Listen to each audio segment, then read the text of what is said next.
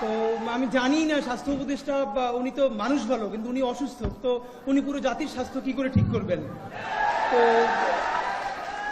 মানে কষ্টের ব্যাপার হলো যে আজকেও আমাদেরকে সকালে খুব বোল্ড হয়ে বলতে হয় যে ঢাকা মেডিকেলের মর্গে যে 6টা লাশ এখনো শহীদদের পড়ে আছে সেটা 5 তারিখের আগে রাষ্ট্রীয় সম্মাননায় দাফন করতে হবে, নইলে আমরা আবার এই ঘেরাও টেরাও করবো। তারপর সরকার থেকে জানানো হয় যে 4 তারিখে সেটা করা হবে। রায়েরবাগে যে প্রায় 1.5 শতাধিক, আমরা বলছি বেওয়ারিশ লাশ, আসলে কি তারা বেওয়ারিশ? এই শহীদদের বাবা আছে, মা আছে, ভাই আছে, বোন আছে। আমরা শতবার সেখানে গিয়ে বলেছি যে তাদেরকে তুলে ডিএনএ স্যাম্পলিং করে সারা বাংলাদেশে আহ্বান জানানো হোক, কোন বাবা, কোন মা, কোন সন্তান তার পরিবারের এই লোকটার জন্য তাকিয়ে আছে, তারা ডিএনএ স্যাম্পলিং করে অন্তত বুঝুক।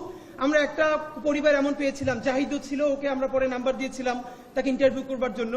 আমরা ইনকিলাব মঞ্চ থেকে সর্বপ্রথম যখন সেইখানে বেওয়ারিশ লাশের ওখানে কবর জিয়ারত করতে যাই, তারপরে গিয়ে দেখি যে শহীদ মাহিন ট্রাক চালক, 28 বছর বয়স, শহীদ মাহিনের মা আর তার স্ত্রী ছোট্ট একটা পাসপোর্ট সাইজের ছবি নিয়ে সব জায়গায় ঘুরছে। সর্বশেষ সে আঞ্জুমান মুফিদুল ইসলাম থেকে জেনেছে যে এই রায়েরবাগ যে কবরস্থান সেখানে গণকবরের মধ্যে তার সন্তানের দাফন দেওয়া হয়েছে, কিন্তু তখন তার স্ত্রী সন্তান সম্ভবা। তো মাহিনের মা বলছে যে বাবা, আমি চাই যে আমার যে নাতিটা দুনিয়ায় আসবে ও যেন ওর বাবার কবরের পাশে দাঁড়িয়ে কোনোদিন মনোজাত করতে পারে, আমার বাবা দেশের জন্য জান দিছিল, আমি তো জানি না আমার সন্তানের লাশ এখানে কোথায় আছে।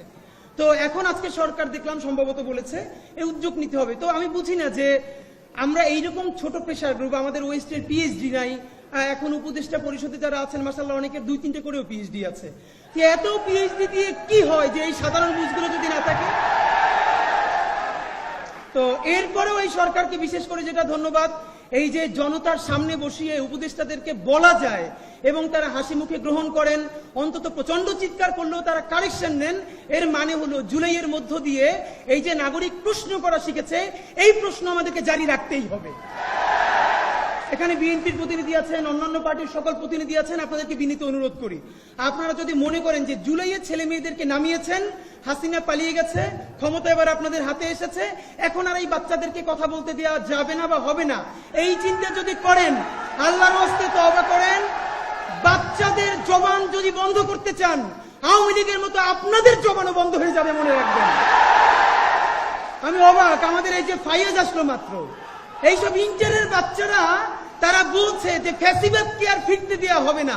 এই ছেলেটা তো আজ পর্যন্ত তো অনেক কথা বললাম, শেষের 1 মিনিটে আপনাদের কাছে শুধু বিনীত অনুরোধ ভাইয়েরা আমার, বিএনপি যা ইচ্ছে করুক, জামাত ইসলাম যা ইচ্ছে করুক, বিএনপি জামাত বা অন্যান্য কোন দলের আহ্বানে লক্ষ লক্ষ মানুষ রাস্তায় নামছিল না? নামছিল তার ইন্টারের ছেলেটা, 89-এর বাচ্চাটা, ভার্সিটি পড়ুয়া ছেলে মেয়েটার রক্তাক্ত শরীর যখন রাজপথ রাঙিয়ে দিয়েছে, তাদের জন্য নেমেছে। কিন্তু আফসোস, আমাদের ভাই বোনেরা অনেকে করাপ্টেড হয়ে যাচ্ছে।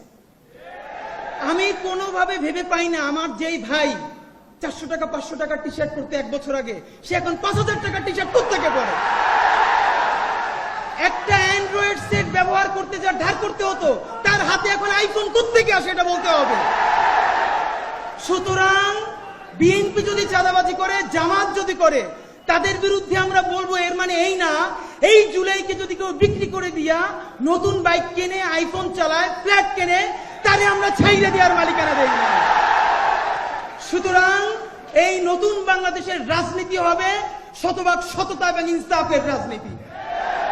সুতরাং এই ভ্যানগার্ডকে অনুরোধ করি ভাইরা আমার, বাংলাদেশের সামনে অনেক কঠিন পরীক্ষার সামনে, সেই পরীক্ষা আমাদের অন্তত এমন কিছু মুখ লাগবেই লাগবে, 18 কোটি মানুষ চক্ষু বন্ধ করে যেন বলতে পারে দুনিয়া উল্টে যেতে পারে, কিন্তু এই ছেলে কয়টা, এই মেয়ে কয়টা জীবনেও করাপশন করবে না, দেশ অন্য কারো কাছে বিক্রি করে দিবে না।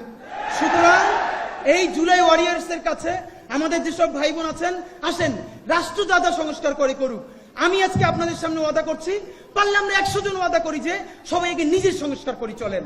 অন্তত আমরা যত গুনাহ করি, আমরা যত পাপ করি, প্রত্যেকে 18 কোটি মানুষ এত মুখে সংস্কারের কথা বলি, 18 কোটি মানুষ যদি একদিনে একটা পাপ কম করে, তাহলে এই 56,000 বর্গ মাইলে একদিনে 18 কোটি পাপ কমে যায়, আপনি ভাবেন।